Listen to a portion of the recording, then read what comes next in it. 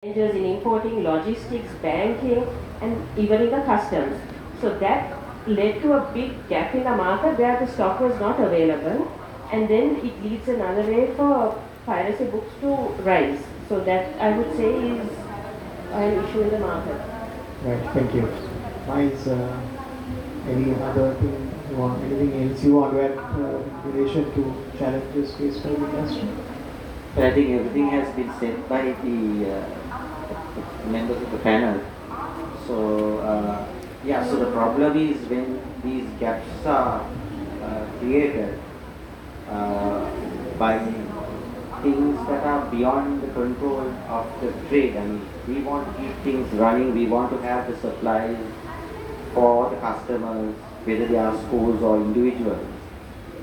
So when these gaps are there, then you have, you know, various issues dropping in, which sort of give opportunities for, as you said, the pirates, and also then when there is a shortage of these books in the market, then the criticism starts, then people go on social media making comments and so on. Yeah, so that problem is there. So people don't understand, although they do face, the general public faces these problems, the problems that all of us face in a different way, their day-to-day life. Basically, when it comes to these issues, they don't understand that, and so they either create stories that someone is not up to the mark or something like that, and then various stories are spread. So these things can create problems for the industry. Yeah.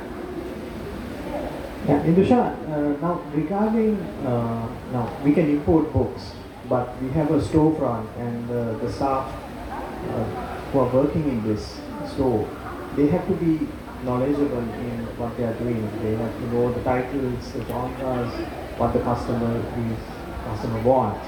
So how do you see any challenges with working with people and training them?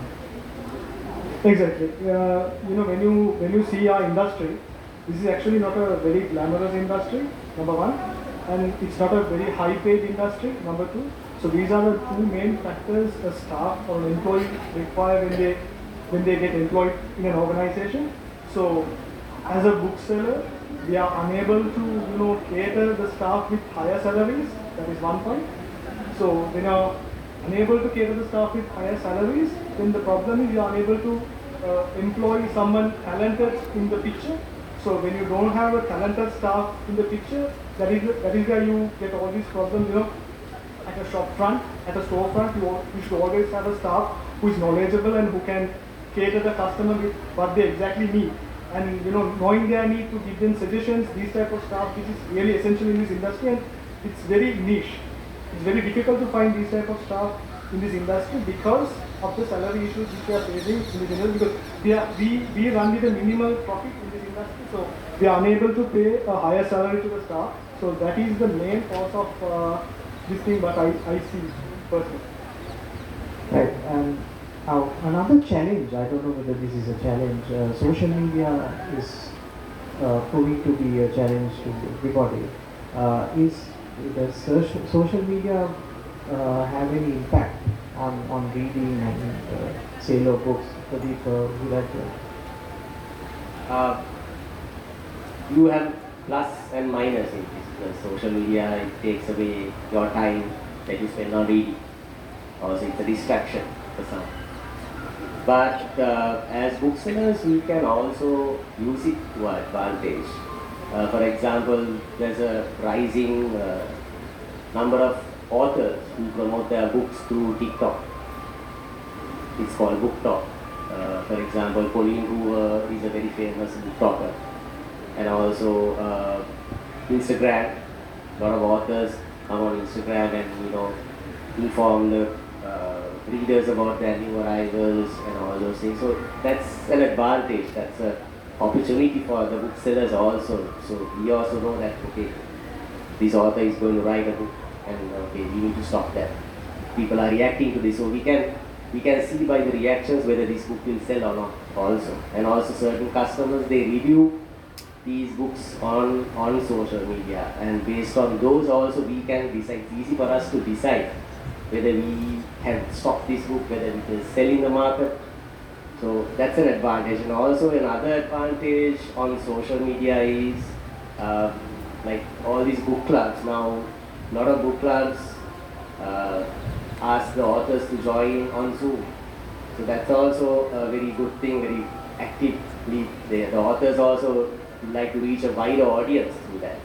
So that's also an advantage for us in terms of social media. So it's both pluses and minuses, I would say.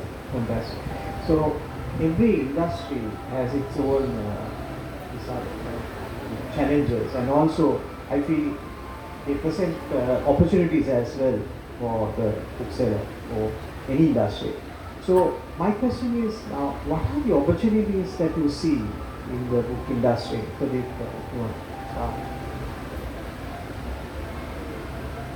So the opportunities where we see is now, I think the global, when you see, I read out some statistics from the global market.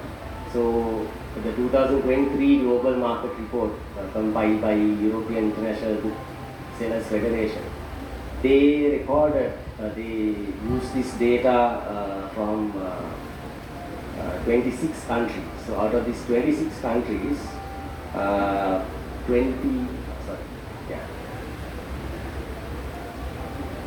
16 countries reported an increase in revenue. And and also another interesting fact on this report is that the most number of sales channels were generated by independent bookstores rather than the online bookstores. So independent bookstores selling in a hybrid model. Let's say they are operating a bookstore and also they are selling online as well. So they are the ones who have contributed mostly to the sales of books in these countries. So these are the opportunities that we see. So I think Dilshan and this, they will also be able to elaborate on.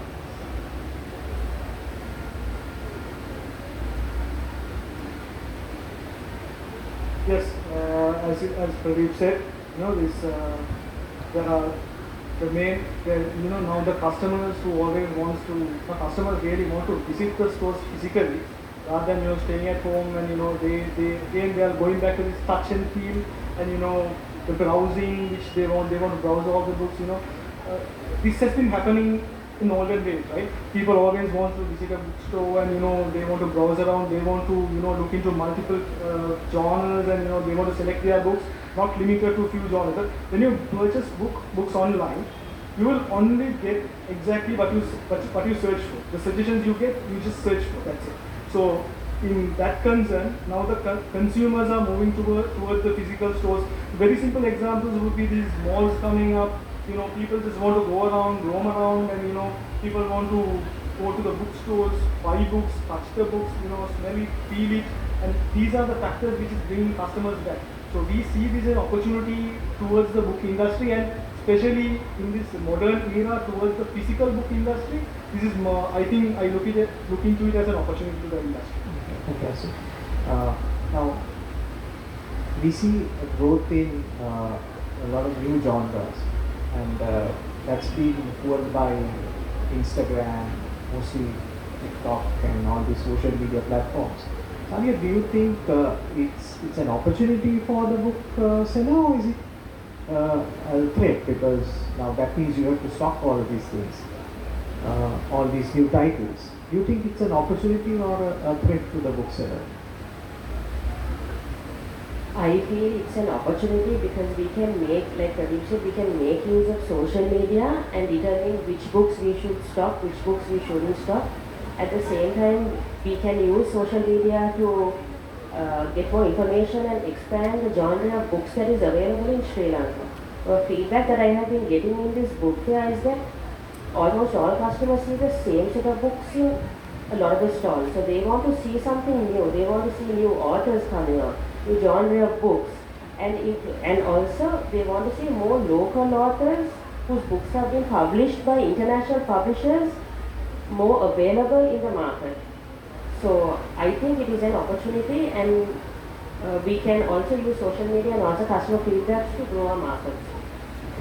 Once you want to add something? Yes, so something that is very important for all of us to understand is we are also very used to taking the safe road when it comes to the trade. I agree that we need to go into, and that is very correct, that we need to go into new genres. So there is also a risk-taking factor that booksellers have to move into and explore very seriously, and that is get down import books written by new authors. There are lots of new authors coming out, and we get enough advanced information. So it's always good to take that risk and project those books in the market so that you create a niche. You got to create that niche, and there are people in the market, they are out there who are looking for that that difference, who will come to you, and once you create that difference and you create that market, you will find people coming on and on. So I encourage booksellers, and I agree with you, Satya. So I mean, you see the same, basically the same things in all the bookshops. So you've got to create something different. There is architecture. There is a huge demand for architecture and so on, right? And those books are expensive. So yes, with the VAT and so on, but a little risk taking is also important, and that is something that I would encourage the booksellers to do, so that you draw new customers who are who are expanding their mindset and so on to your store, and once you have these things with you, you will find people coming back for more. They'll be always looking. If you advertise on social media or you use the traditional the format of advertising, particularly with something new, always new, apart from the traditional the famous authors, their fiction or anything else is concerned, there are lots of new authors, and so as I say, it's a risk. So that's a challenge that we have to adapt to. Right. So shall we move on to the future of the trade? Now, we discussed about the challenges and how social media can be used to advantage, and how social media is actually giving us indications on what new titles that we should stock and what authors we should be looking at and maybe stocking in the future. So, what is the future like for the book industry with the challenges and the opportunities? Whether could you like to give your ideas regarding it? If you talk about the future, actually now, a lot of our sales, worldwide there's an inflation going on. Worldwide inflation, look at the wars, the global crisis. So a lot of customers are moving towards e-books. So that's another part of the future that we can focus on, e-books and also audiobooks. So in Europe, in this part of the country, this part of the region, we don't see much of e-books and audiobooks sales happening, but in Europe, USA, Canada, countries like that, they are seeing a trend of customers moving to e-books and also audiobooks. So that's one of the future aspects that we have to focus on. But so far, the worldwide statistics, if you look at the statistics, 70% of the worldwide sales is for print still, and 20% of it is for e-books and 10% is for audio. But this is growing. This market is growing.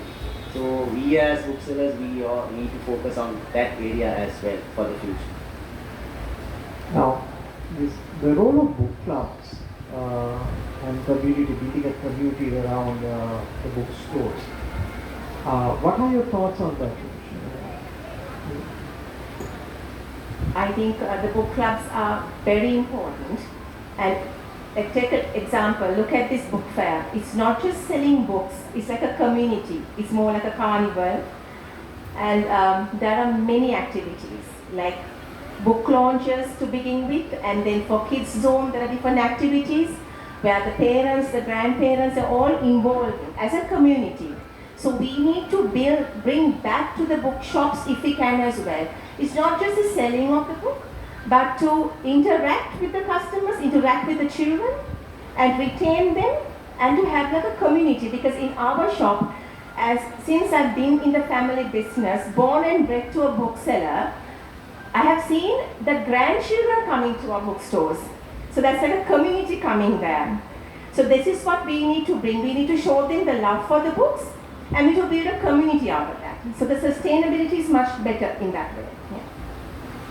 Yeah. Miles, regarding the habit, we have to make reading a habit. Do you like to share anything that you feel that we need to kind of encourage young children to read, and how can we get them to make reading a habit? What do you think we should do? What is the role that the bookshops can play in order to make this happen, rather than with the book clubs and also building a community around the bookshop? Apart from that, is there anything that we can do? Yeah, as I said earlier on, you need to be ahead of the game, right? As I said, you need to take a certain risk and to draw people, because there are people with a wide variety of interests out there, right? And when you look at online catalogs or the physical catalogs, it's massive. Sometimes the prices of these books can be a bit high, but since we also have the special rates that we get for most of these books, if they come from the western part of the world, taking that risk and bringing these books into the market of this, so it's a risk factor. So you can start building a customer base. You can start building a customer base and start widening your customer base to these to keep this channel open. Another thing that I would just deviate from is, when it comes to kids, just keep the mobile phone away from kids. Right? I mean, that's a huge, very big mistake I see parents making. The first thing they do is to keep a child silent, is to give a mobile phone. In the good old days, they gave some letters and various toys and so on and so forth. That seems to be far away. The first thing they do is they just give a smartphone. So then these kids get used to these devices. So keep these devices away as much as possible from kids, because that is where it all starts. And I would say encourage kids. That is where it all starts. Encourage kids with the classics, the abridged versions. And when you start that, children will get used to. I'm still buying the physical newspaper. I'm one of those rare guys who buys the physical newspaper, because there are lots of things I feel people miss. I meet a lot of people who use these devices. So I feel that they don't see certain things, whereas I just scan the newspapers, and it's so for a book. You just want to read it, right? So so the other thing is, you bring people to bookshops, so that sometimes you target them on a certain area, and you find them, and if you have a good variety, you will find them buying other things. So that is why you find the customer coming back again and again. So that needs to be encouraged, and that you must look at that very seriously. Keep the customer coming back satisfied. The bookshop has to take into account. So I want to ask this question from all the panelists. Now, what do you like about being a bookseller? What really drives you to become a bookseller, and what keeps you motivated? what do you like most about being a bookseller? What keeps me motivated is actually getting a token of appreciation from a customer. If we go an extra mile to help them look for a book or to help them with some information and a small token of appreciation, I think it's all worthwhile. Andusha?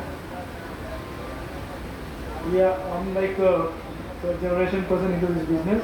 So what actually drives me here is like,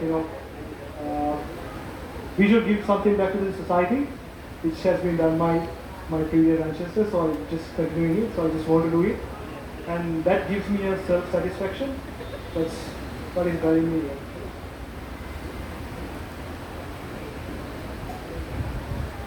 I'm a third generation bookseller myself and a publisher. Actually have a different story because I was a dancer. I was a trained dancer and a teacher. So while teaching theatre kids how to point their toes, you interact with them, and that made me love the children's books because the way they talk about the way they come with the tutu, the colorful like the colorful things with the bows and clips on their hair, it made me think, okay, why don't I was actually drawn into certain section of books. Because of my teaching, I did the love for that. Yeah, I'm also a second generation bookseller, so I grew up with books. Books were in my house, and my house was practically a warehouse when my father started the business. So I had no other option but to join the business. But then, what keeps me going is